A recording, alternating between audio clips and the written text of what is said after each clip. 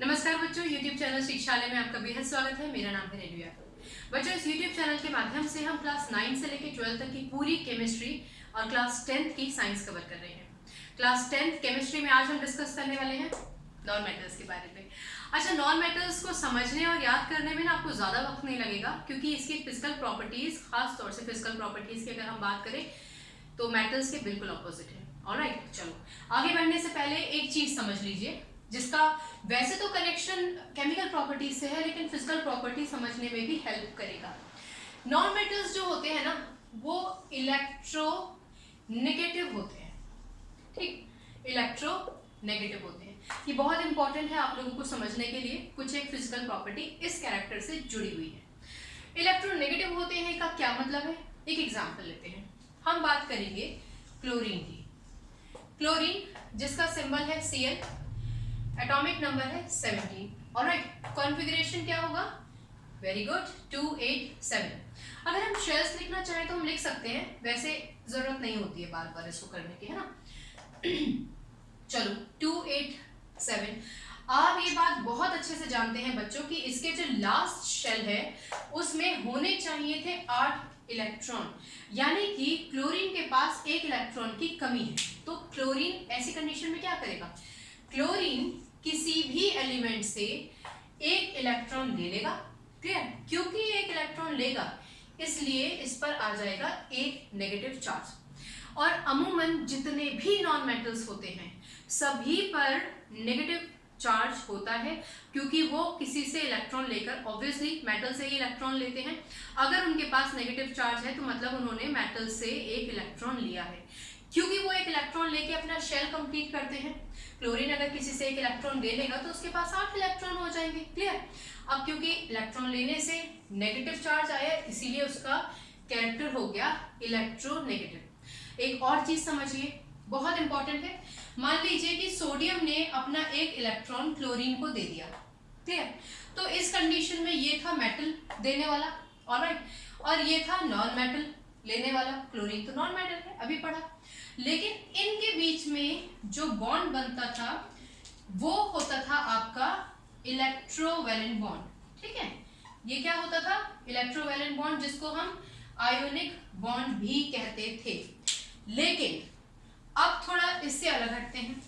भाई जरूरी तो नहीं है, मैंने हालांकि अभी अभी बोला कि क्लोरीन के ऊपर अगर नेगेटिव चार्ज है या किसी भी नॉन मेटल के ऊपर नेगेटिव चार्ज है तो मतलब ज्यादातर मेटल्स ही उनको इलेक्ट्रॉन्स देते हैं, तो उनके पास एक नेगेटिव चार्ज आ जाता है। पर कई बार क्या होता है कि नॉन मेटल्स अपने शेल को कंप्लीट करने के लिए अपने ही जैसे किसी और नॉन मेटल जो इलेक्ट्रॉन डेफिशिएंट है, सारे नॉन मेटल्स इलेक्ट्रॉन डेफिशिएंट होते हैं। यहाँ पे एक पॉज लीजिए और ये समझ लीजिए, केवल हाइड्रोजन एक ऐसा नॉन मेटल है जो इलेक्ट्रो पॉजिटिव है। क्लियर? दोबारा से आगे बढ़ते हैं।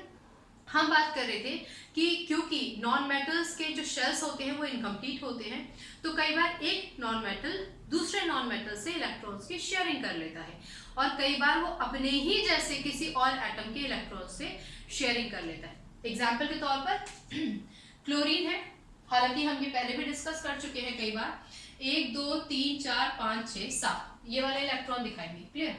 अब ये क्या करता है, आपको मालूम है कि इसके पास एक इलेक्ट्रॉन की कमी है, इसको अपने शेल को कंप्लीट करना है। इसके कांटेक्ट में इसके जैसा एक और क्लोरीन आ जाता है, ऑब्वियसली उसके पास भी बाहर वाले शेल में 7 ही इलेक्ट्रॉन होंगे।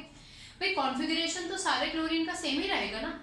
तो इस कंडीशन में क्या होगा, इसका भी शेल इनकम्प्लीट, इसका भी शेल इनकम्प्लीट। ऐसे कंडीशन में ये दोनों अपने इलेक्ट्रॉन्स शेयर कर लेंगे। ऑलराइट, लेकिन जब कभी भी शेयरिंग की वजह से बॉन्ड बनता है तो उस बॉन्ड को कहा जाता है कोवेलेंट बॉन्ड। ठीक है, ये दोनों ही चीजें, इलेक्ट्रोनेगेटिव कैरेक्टर और कोवेलेंट बॉन्ड, हमारे कुछ फिजिकल प्रॉपर्टीज में काम आने वाला है। क्लियर? आपको समझ में आ गया?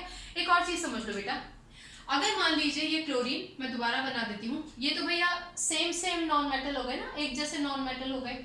लेकिन मान लो हाइड्रोजन है, ऑलराइट, हाइड्रोजन के पास 1 इलेक्ट्रॉन है। हाइड्रोजन का एटॉमिक नंबर 1 है, इसका मतलब के शेल में 1 इलेक्ट्रॉन है। ऑलराइट, होने कितने चाहिए? 2 होने चाहिए थे, 2।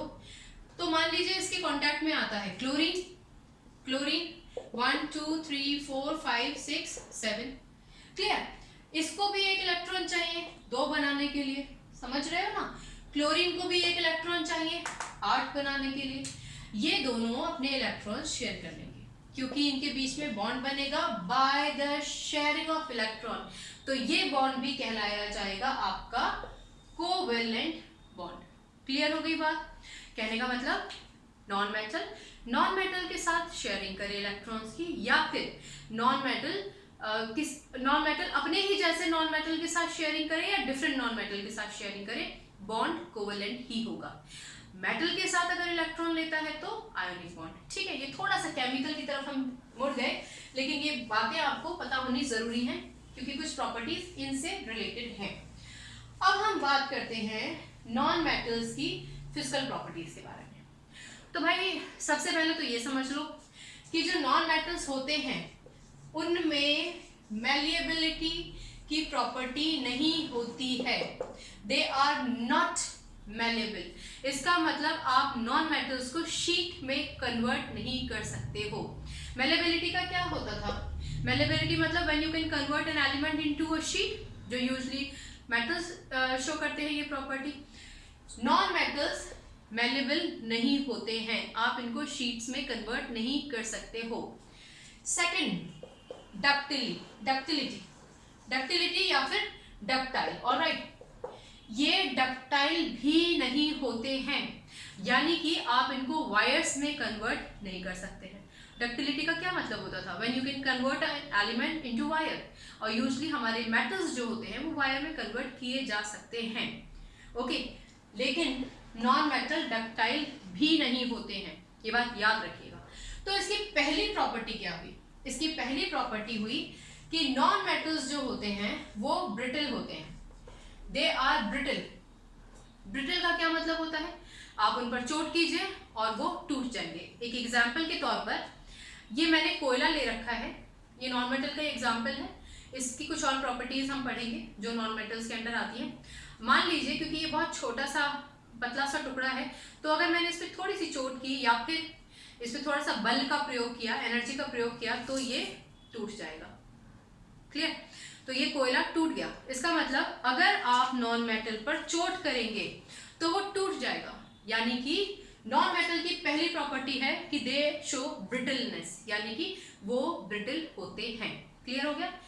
मेलेबल नहीं है, डक्टाइल भी नहीं है, पर ब्रिटल है, तोड़ा जा सकता है। चलो आगे बढ़ते हैं। अब जो हम फिजिकल प्रॉपर्टी की बात करने जा रहे हैं ना, वो बहुत ही इंटरेस्टिंग है। इंटरेस्टिंग इसलिए क्योंकि इसमें कुछ जानने को आपको मिलेगा और उस कॉन्सेप्ट से ना एक क्वेश्चन भी आएगा। Non metals do not conduct electricity. Electricity को कंडक्ट नहीं करते हैं। अब आप समझिए कि क्यों इलेक्ट्रिसिटी को कंडक्ट नहीं करते हैं।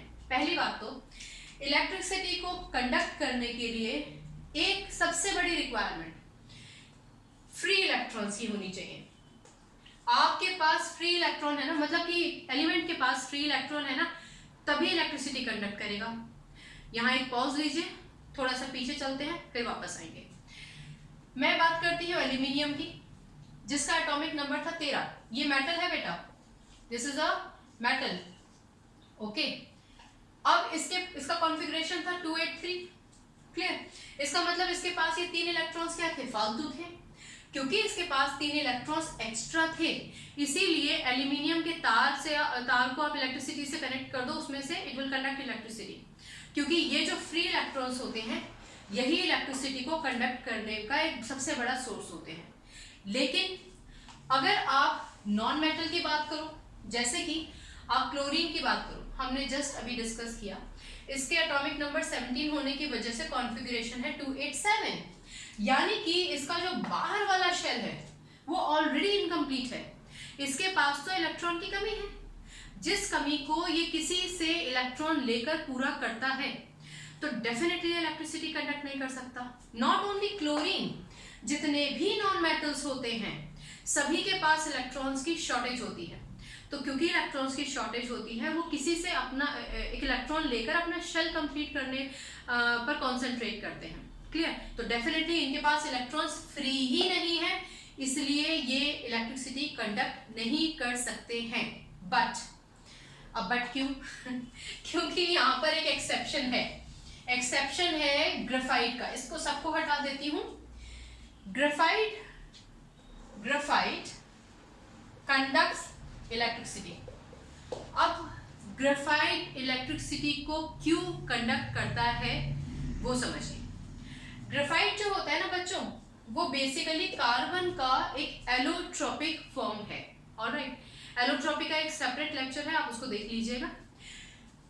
ग्रेफाइट कार्बन से बना होता है और ग्रेफाइट में कार्बन किस तरह से कनेक्ट रहता है वो समझने से पहले एक बार कार्बन का डिस्कशन कर लेते हैं। इस डिस्कशन में आप सुनेंगे कि कार्बन जिसका एटॉमिक नंबर 6 है उसका कॉन्फ़िगरेशन है 2 और 4। बहुत ध्यान से सुनना, बहुत इंपॉर्टेंट क्वेश्चन है। हालांकि इस सारे के सारे कार्बन के जितने भी प्रॉपर्टीज हैं वो हम कार्बन एंड इट्स कंपाउंड में पढ़ेंगे, लेकिन इस लेक्चर में जो चीज जरूरी है वो सुनो। तो क्योंकि कार्बन के पास 4 इलेक्ट्रॉन्स है बाहर वाले शेल में, और आपको मालूम है कि भैया शेल कंप्लीट करने के लिए 8 इलेक्ट्रॉन चाहिए होते हैं। हमने डिस्कस किया था कि 8 का आधा होता है 4। अगर किसी भी एलिमेंट के पास 4 इलेक्ट्रॉन है तो बेहतर है कि वो शेयरिंग कर ले। याद है ना, 4 से कम है तो दे देगा, 4 से ज्यादा है तो ले लेगा, 4 है तो क्या करेगा? शेयरिंग करेगा। ओके, तो कार्बन जो टेट्रावैलेंट कहलाया जाता है, कार्बन जो टेट्रावैलेंट कहलाया जाता है क्योंकि उसके बाहर वाले शेल में 4 इलेक्ट्रॉन होते हैं। वैलेंट वैलेंसी से निकला है और टेट्रा 4 से निकला है, तो क्योंकि इसकी वैलेंसी 4 है और वैलेंसी 4 है इसलिए टेट्रावैलेंट है। टेट्रा, ठीक है, 4 की वजह से, और वैलेंट मतलब वैलेंसी 4 है। चलो खैर, इस अभी इसको छोड़ के सिर्फ इस पे ध्यान दीजिए। तो ये जो कार्बन है जिसके पास 4 इलेक्ट्रॉन है, क्लियर, ये क्या करता है? किसी और से इलेक्ट्रॉन की शेयरिंग कर लेता है। मैं आपको बहुत सिंप्लीफाइड तरीके से बताऊंगी। कार्बन एंड इट्स कंपाउंड में हम इसके डिफरेंट फॉर्म्स पढ़ेंगे। मान लीजिए इसके पास कार्बन आ जाता है, एक और कार्बन आया, उसके पास भी 4 इलेक्ट्रॉन है। इधर से एक कार्बन आया, इसके पास भी 4 इलेक्ट्रॉन है। बहुत ध्यान से सुनो, इधर से एक कार्बन आया, ऑब्वियसली सबके पास 4 इलेक्ट्रॉन होंगे बाहर वाले शेल में। तो इस कंडीशन में इस कार्बन के पास तो 4 है ना, सबके पास 4 है। इस चेन को हम आगे और भी बढ़ा सकते हैं, पर वहां नहीं जाएंगे बिकॉज ये इंपॉर्टेंट है, वो हमारा आगे के चैप्टर्स में। तो ये क्या करेगा? इससे एक इलेक्ट्रॉन शेयर कर लेगा। शेयरिंग मतलब बॉन्ड बन जाएगा, कोवेलेंट बॉन्ड। ये इलेक्ट्रॉन शेयर हो गया, ये इलेक्ट्रॉन शेयर हो गया, ये इलेक्ट्रॉन शेयर हो गया। कहने का मतलब जो कार्बन है उसके पास अगर आजू बाजू, इस केस में कार्बन या कोई भी ऐसा एलिमेंट उपस्थित है, प्रेजेंट है, जिससे वो इलेक्ट्रॉन्स की शेयरिंग कर लेता है, कर सकता है, तो वो इलेक्ट्रॉन्स को शेयर कर लेता है। ये समझ में आया? चलो अब आगे की कहानी सुनो, जो हमारा मेन टॉपिक है। हम बात कर रहे हैं ग्रेफाइट की। बेटा ग्रेफाइट बेसिकली कार्बन से बना है, ठीक है। मैंने आपको बताया कार्बन का एलोट्रोपिक फॉर्म है। एलोट्रोपिक का सेपरेट लेक्चर है, आप समझ लीजिएगा। तो ये जो ग्रेफाइट है इसमें जितने भी कार्बन होते हैं वो हेक्सागोनली अरेंज्ड होते हैं, यानी कि 6 कार्बन, एक शीट्स होती हैं इसकी, हर एक शीट में 6 कार्बन के ग्रुप होते हैं, ठीक है। तो 6 कार्बन मतलब हेक्सागोनल। ऑलराइट, अब मैं आपको बहुत ध्यान से सुनिएगा मैं क्या समझाना चाह रही हूँ। इस कार्बन के पास ऑब्वियसली 4 इलेक्ट्रॉन्स हैं, इस कार्बन के पास भी 1 2 3 4, भाई सबके पास बाहर वाले शेल में 4 इलेक्ट्रॉन्स हैं। ये अभी जस्ट आप पढ़कर आए हो ना। ऑलराइट, ये देखो 4 इलेक्ट्रॉन हो गए। चलो ठीक है, सारे ही कार्बन को भैया अपना अपना शेल कंप्लीट करना है, तो वो अपने आजू बाजू वाले को देखेगा, ठीक है, और अपने आजू बाजू वाले से जितने भी इलेक्ट्रॉन शेयर कर सकता है, करने चाहिए 4, लेकिन इस स्थिति में क्या होगा वो देखिए। तो जितने इलेक्ट्रॉन शेयर कर सकता है वो करेगा। ये कार्बन बोलेगा भैया मेरे पास 4 इलेक्ट्रॉन है, मुझे इलेक्ट्रॉन्स चाहिए अपने शेल को कंप्लीट करने के लिए। बाकी सारे कार्बन भी बोलते हैं भैया हमारी भी सेम स्टोरी है, तो क्या करें, चलो एक दूसरे के साथ शेयरिंग कर लेते हैं। चलो इन्होंने शेयरिंग किया, जब यहाँ पे इलेक्ट्रॉन शेयर हुआ तो एक बॉन्ड तो ये बन गया, ठीक। आप सिर्फ इस कार्बन पे कॉन्सेंट्रेट कीजिएगा, सिर्फ इस कार्बन पे कॉन्सेंट्रेट कीजिए बेटा। इसने इसके साथ बॉन्ड बनाया, चलो एक बॉन्ड इसने इसके साथ बनाया, क्लियर। क्योंकि मैंने आपको बताया कि ये शीट फॉर्म में अरेंज्ड होते हैं, बाकी का एक बॉन्ड मानो कि इसने ऊपर किसी के साथ बना लिया, क्लियर। अब आप इसकी बात करो, इस कार्बन की, एक बॉन्ड तो इसने यहाँ बनाया, एक बॉन्ड यहाँ बना लिया, बाकी का बॉन्ड दूसरे शीट के साथ बना लिया। समझ रहे हो आप? तो इस कंडीशन में ये वाला जो इलेक्ट्रॉन है और ये वाला जो इलेक्ट्रॉन है वो फ्री हो गया। सेम स्टोरी बाकी के कार्बन के साथ रहेगी। आप समझ रहे हैं? सेम स्टोरी बाकी के कार्बन के साथ भी रहेगी। तो कहने का मतलब कि 1 2 3 इलेक्ट्रॉन्स तो एंगेज्ड हो गए हैं, 3 इलेक्ट्रॉन्स एंगेज्ड हो गए हैं, लेकिन एक एक इलेक्ट्रॉन आपका फ्री हो गया है।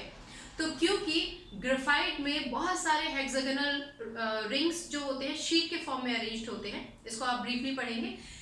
क्योंकि ये शीट के फॉर्म में अरेंज्ड होते हैं और क्योंकि हर एक कार्बन के सिर्फ 3 ही इलेक्ट्रॉन शेयर हो पाते हैं, एक इलेक्ट्रॉन हर एक कार्बन का फ्री रह जाता है। ठीक है, तो ये जो फ्री इलेक्ट्रॉन्स होते हैं ये इलेक्ट्रिसिटी को कंडक्ट करने में हेल्प करते हैं। समझ में आ गया आपको? ग्रेफाइट का स्ट्रक्चर हमेशा वही रहेगा, मैंने आपको बताया हेक्सागोनली शीट्स के फॉर्म में अरेंज्ड होते हैं। ऐसा ही नीचे स्ट्रक्चर होगा, ऐसे ही बाजू में स्ट्रक्चर होगा, ऊपर स्ट्रक्चर होगा, उनके बीच में weak van der Waals forces होते हैं। वो हम एक सेपरेट लेक्चर है, आप देख लीजिएगा ग्रेफाइट का भी।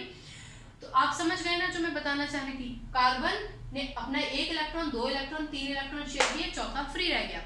यही कहानी बाकी सारे कार्बन्स के साथ भी थी। तो इसका मतलब फ्री इलेक्ट्रॉन्स हैं, फ्री इलेक्ट्रॉन्स हैं, इसीलिए ग्रेफाइट विल कंडक्ट इलेक्ट्रिसिटी। आई बात समझ में? तो कई बार ये क्वेश्चन पूछ लिया जाता है कि भाई नॉन मेटल्स तो इलेक्ट्रिसिटी कंडक्ट ही नहीं कर सकते, तो आप कैसे कह रहे हो कि ग्रेफाइट इलेक्ट्रिसिटी कंडक्ट करता है? तो आप बता दीजिएगा कि since graphite has a hexagonal structure where each carbon is joined to another 3 carbon by covalent bond and has 1 free electron each, so this is the reason it conducts electricity. समझ में आ गया? चलो अभी तक जो पढ़ा है वो एक बार रिवाइज कर लें, फिर आगे बढ़ते हैं। मेलेबल नहीं होते हैं, नॉन मेटल्स की बात कर रहे हैं। डक्टाइल नहीं होते हैं, ब्रिटल होते हैं। दूसरा, इलेक्ट्रिसिटी कंडक्ट नहीं करते हैं। लेकिन अगर ग्रेफाइट है that is a form of a carbon that is a non metal, तो इलेक्ट्रिसिटी कंडक्ट करते हैं। चलो आगे बढ़ते हैं और बात करते हैं फिर से इस कोयले की। नजर आ रहा है ना, ब्लैक कलर का कोयला, कोल कार्बन से बना होता है, carbon is a non metal. अब आप इसको देखो, क्या इसमें कोई शाइन है, चमक? नहीं है ना। कहने का मतलब हुआ कि जो नॉन मेटल्स होते हैं वो होते हैं non lustrous, non lustrous, alright, shine नहीं होती है, पहली चीज। दूसरी बात, अगर मैं इस पे आवाज करूं तो क्या आवाज होगी? आपको सुनाई दे रही है? खटपट तो खैर हम इस पर भी करेंगे तब भी आवाज होगी, लेकिन उतनी आवाज तो नहीं होती ना जैसे हम घंटी बजाते हैं तो उसकी होती है। जैसे अभी पिछले दिनों हम लोगों ने थालियां बजाई थी, घंटी बजाई थे, आपको ध्यान है ना? कौन से मिशन पे हम लोगों ने, पूरे देशवासियों ने साथ में मिलकर थाली बजाई थी। तो एनीवेज, तो क्योंकि इस पे चोट करने पर आवाज नहीं होती है, इसीलिए ये होता है नॉन सोनरस। आगे बात समझ? पहली प्रॉपर्टी ऊपर लिख लेते हैं, BRITTLE। ब्रिटल होता है, नॉन लस्ट्रस होता है, शाइन नहीं है, नॉन सोनरस होता है, आवाज नहीं है। इससे पहले मैंने आपको ये भी बताया कि अगर मैं इसको तोड़ूं, ये ब्रिटल है, लेकिन ये टूटा क्यों? ऑब्वियसली क्योंकि ये सॉफ्ट है। तो नेक्स्ट प्रॉपर्टी क्या हो गई? सॉफ्ट है। अब भैया सॉफ्ट है तो इसका मतलब स्ट्रॉन्ग नहीं है, यानी कि नॉट स्ट्रॉन्ग। आगे बढ़ने से पहले पीछे चलते हैं। कहाँ? यहाँ पर, सॉफ्ट पर। नॉन मेटल्स जो होते हैं ना वो सॉफ्ट होते हैं, लेकिन इसमें एक एक्सेप्शन है, वो एक्सेप्शन है डायमंड का। बच्चों डायमंड भी कार्बन का एलोट्रोप होता है। समझ में आया आपको? मैंने बताया ना एलोट्रोपी पे अलग लेक्चर में, समझ लीजिएगा क्या होता है। तो डायमंड जो है वो हार्डेस्ट नोन सब्सटेंस है, बहुत हार्ड होता है, इसीलिए इसको ड्रिलिंग एंड ऑल में, ग्लास कटर वगैरह में ना इस्तेमाल करते हैं। चलो, तो ये हो गई हमारी प्रॉपर्टीज अभी तक की। ब्रिटल है, लस्ट्रस नहीं है, सोनरस नहीं है, सॉफ्ट है, टूट जाता है with the exception diamond is the hardest, strong नहीं होता है। अच्छा, जब स्ट्रॉन्ग ही नहीं है तो इसका मतलब क्या हुआ? इसका मतलब हुआ कि इसकी लो मेल्टिंग पॉइंट और लो बॉइलिंग पॉइंट होगा। इतना बॉइलिंग पॉइंट इसका लो होता है बेटा कि अगर आप सल्फर की बात करो ना, अगर आप सल्फर की बात करो तो 115 डिग्री सी, 115 डिग्री सी जो होता है ना वो कोई बहुत बड़ा ज़्यादा टेम्परेचर नहीं होता है, समझ में आ गया। तो क्योंकि ये बहुत स्ट्रांग नहीं होते इसलिए इनका मेल्टिंग पॉइंट और बॉइलिंग पॉइंट लो होता है। इसमें क्या आप एग्जांपल दे सकते हो सल्फर का, जिसका मेल्टिंग पॉइंट केवल 115 डिग्री सी है। लेकिन इसमें भी एक्सेप्शन है, वो क्या भैया, फिर से डायमंड का एक्सेप्शन है। डायमंड जो है ना, क्योंकि वो बहुत हार्ड है, हार्डेस्ट नोन सब्सटेंस है, इसका जो मेल्टिंग पॉइंट होता है वो 35 डिग्री सी यानी कि 3500 डिग्री सेल्सियस से भी ज्यादा होता है। समझ में आया? तो एक्सेप्शंस याद रखिएगा। ऑलराइट, यहां तक का सफर तय करने में मुझे लगता है कि भैया कोई दिक्कत नहीं हुई होगी, अगर है तो फिर पूछ लीजिएगा। ओके, आगे बढ़े। आगे बढ़ने से पहले देख लिया, चलो अब आगे बढ़ते हैं। ये हमारे जो नॉन मेटल्स होते हैं ना, इनके अलग अलग कलर्स होते हैं। अलग अलग कौन से कलर्स होते हैं? जैसे कि आप सल्फर की बात करो तो आपको येलो कलर का नजर आएगा। फास्फोरस के भी अलग एलोट्रॉप्स होते हैं, एक फास्फोरस वाइट कलर का होता है, एक रेड कलर का होता है। कार्बन तो आपको मालूम ही है, कोयले के फॉर्म में इसका कलर क्या है आपको दिख ही रहा है, ब्लैक है, ठीक है ना। तो इस तरीके से डिफरेंट कलर्स होते हैं। अब अगर आप क्लोरीन की बात करो, क्लोरीन गैस को अगर आप निकलते देखोगे ना तो वो येलोइश ग्रीन कलर की होती है। कहने का मतलब है कि जो हमारे नॉन मेटल्स होते हैं ना उनके अलग अलग कलर्स होते हैं, तो इसका मतलब they have different colours. Okay, they have different colours, जबकि नॉन मेटल्स के साथ में ऐसा नहीं था। COLORS, आजकल हम लोग जो पढ़ते थे तो COLOURS होता था, तो थोड़ा वेरिएशन है वो आपको मालूम है, अंग्रेजी में नहीं जाएंगे। ऑलराइट, तो पहली प्रॉपर्टी, दूसरी प्रॉपर्टी, तीसरी प्रॉपर्टी, चौथी विद एक्सेप्शन, पांचवी, छठी विद एन एक्सेप्शन, सातवीं, आठवीं। अब हम बात करेंगे नवी प्रॉपर्टी के बारे में। नवी प्रॉपर्टी को जानने से पहले ये समझ लीजिए कि बिकॉज आपके जितने भी नॉन मेटल्स होते हैं आवाज नहीं करते, सोनरस होते हैं, सोनरस नहीं होते, लस्ट्रस नहीं होते हैं, इनकी एक और सबसे बड़ी प्रॉपर्टी ये होती है कि डिफरेंट डिफरेंट फॉर्म्स में एग्जिस्ट करते हैं। जैसे कि अगर आप बात करें ब्रोमीन की, अगर आप बात करें ब्रोमीन की तो ब्रोमीन लिक्विड फॉर्म में है।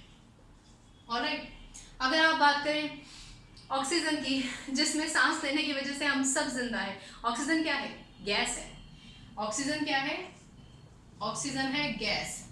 और हाँ भाई, जब हम कलर्स की बात कर रहे हैं ना तो ऑक्सीजन कलरलेस होता है, हमें दिखता नहीं, हमारे एटमॉस्फेयर में होता है। तो ये भी एग्जांपल याद रखिएगा कि oxygen is colourless. Alright, okay, oxygen क्या है? गैस है। तो ब्रोमीन तो हो गया लिक्विड, समझ में आ गया, लिक्विड एक स्टेट कंप्लीट। ऑक्सीजन हो गया गैस, ऑक्सीजन ही क्यों, और भी गैसेज है, नाइट्रोजन है, क्लोरीन है, हाइड्रोजन है, एटसेट्रा एटसेट्रा। इसके बाद अगर हम बात करें सल्फर की, फास्फोरस की या फिर कार्बन, जिसका एक एग्जांपल मैंने आपको कोल दिखाया, तो ये क्या है? ये है आपके सॉलिड। तो ये हो गई आपकी नवी प्रॉपर्टी। नवी प्रॉपर्टी आपसे कहती है कि आपके जितने भी नॉन मेटल्स होते हैं वो सारे के सारे जो होते हैं वो सारे के सारे डिफरेंट फॉर्म्स में एग्जिस्ट करते हैं। ऐसा नहीं है कि अब जैसे मेटल्स के केस में हम पढ़ते थे कि बड़े हार्ड होते हैं और सॉलिड फॉर्म में होते हैं, कुछ एक्सेप्शंस थे, अल्कली सॉफ्ट होते हैं, समझ में आ रहा है। लेकिन नॉन मेटल्स के केस में क्या है? तीनों फॉर्म्स में एग्जिस्ट करेंगे। अब सुनिए लास्ट प्रॉपर्टी। लास्ट प्रॉपर्टी मैं यहाँ लिख देती हूँ, ये 9 तो हमारा वहां चला गया ना। 10th प्रॉपर्टी समझ लो बच्चों, इसका होता है आपका लो डेंसिटी। लो डेंसिटी, अब डेंसिटी तो आपको मालूम ही है, डेंसिटी का मतलब होता है मॉलिक्यूल्स का अरेंजमेंट इंटैक्ट है ना, पास पास में है, एटम्स का अरेंजमेंट अगर पास पास में है तो वो डेंस हो जाता है एलिमेंट। एक एग्जांपल बता रही हूँ, मेटल्स नॉन मेटल्स से अलग हट के देखो। अब ये मार्कर है, इसके जितने भी एटम्स होंगे ना वो सारे पास पास हैं, ठीक है, इसकी वजह से ये हार्ड है।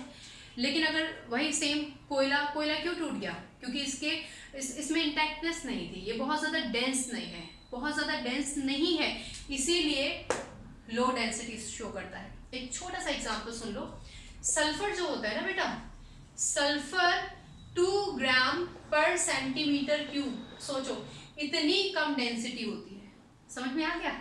ऑलराइट, एक रिवीजन ले लेते हैं, बहुत जल्दी से क्विकली, ठीक है, फिर लेक्चर खत्म होगा, फिर केमिकल प्रॉपर्टीज की तरफ जाएंगे। ओके, नॉन मेटल्स की हम बात कर रहे थे, नॉन मेटल्स इलेक्ट्रोनेगेटिव होते हैं, ये बात आपको याद रखनी है कुछ प्रॉपर्टीज को समझने के लिए। मेलेबल नहीं होते हैं, डक्टाइल नहीं होते हैं, ब्रिटल होते हैं। उसके बाद आपने किसी एक चीज को याद रख लेना है, कोयले को याद रखिए, ऑब्वियसली लस्टर नहीं है तो नॉन लस्ट्रस, सोनरस नहीं है नॉन सोनरस, सॉफ्ट होता है, मैंने अभी आपको इसको तोड़ के दिखाया, ऑलराइट, सॉफ्ट भी हो गया, सॉफ्ट है तो दैट मीन्स स्ट्रॉन्ग नहीं है, लेकिन डायमंड जो है आपका स्ट्रॉन्गेस्ट नोन सब्सटेंस है। एनीवेज सॉफ्ट, ये तो एक्सेप्शन है ना, बट अमूमन मेजॉरिटी क्या है, मेजॉरिटी तो आपके सॉफ्ट और कम स्ट्रॉन्ग नहीं है, ऑलराइट। तो सॉफ्ट है तो डेफिनेटली स्ट्रॉन्ग नहीं है, स्ट्रॉन्ग नहीं है तो डेफिनेटली मेल्टिंग पॉइंट और बॉइलिंग पॉइंट लो होगा। जिसमें हमने एक एग्जांपल लिया सल्फर का, उसका मेल्टिंग पॉइंट केवल 115 है, लेकिन यहाँ पे भी एक्सेप्शन है, डायमंड जिसका मेल्टिंग पॉइंट 3500 यानी कि 3500 डिग्री सी से भी ऊपर है। ओके, चलो आगे बढ़ते हैं। उसके बाद हमने बात की, अब बल्कि यहाँ से ही आप कनेक्ट कर सकते हो, low melting point, low boiling point है, क्योंकि स्ट्रॉन्ग नहीं है इसलिए इसकी डेंसिटी जो है वो लेस है। इसमें सल्फर का एक एग्जाम्पल दे सकते हो, 2 ग्राम पर सेंटीमीटर क्यूब। एग्जाम्पल याद नहीं है कोई दिक्कत नहीं है, नंबर नहीं कटेंगे, आपका ये पॉइंट इंपॉर्टेंट है कि लो डेंसिटी होती है, ठीक है। डिफरेंट कलर्स में होते हैं, मैंने आपको कुछ एलिमेंट्स बताए, उनके कलर बताए, वो याद रखिएगा। सल्फर आपका येलो कलर का होता है, फॉस्फोरस के 2 इलेक्ट्रॉन्स हैं, एक वाइट होता है एक रेड होता है, कार्बन आप देख ही रहे हो ब्लैक कलर का होता है, क्लोरीन वगैरह इनके अलग अलग कलर्स होते हैं, ब्रोमीन के अलग कलर्स होते हैं, ऑलराइट। चलो उसके बाद डिफरेंट स्टेट्स में एग्जिस्ट करते हैं, लिक्विड फॉर्म में भी, गैसियस फॉर्म में भी और आपका सॉलिड फॉर्म में भी, क्लियर। ये है सारी की सारी physical properties of non metals, ठीक है। अगले लेक्चर में हम chemical properties of non metals पढ़ेंगे। अगले लेक्चर में मिलने तक अपने डाउट्स को प्लीज अपने पास तक मत रखिए, मुझ तक भेजिए, मैं आपके सारे डाउट्स क्लियर करूंगी, ठीक है। चलो खुश रहो, पढ़ते रहो, केमिस्ट्री से अपनी केमिस्ट्री बहुत अच्छी बनाओ, मेरे उद्देश्य को पूरा करो और अच्छे नंबर लेकर आओ। Take care, God bless you, bye bye.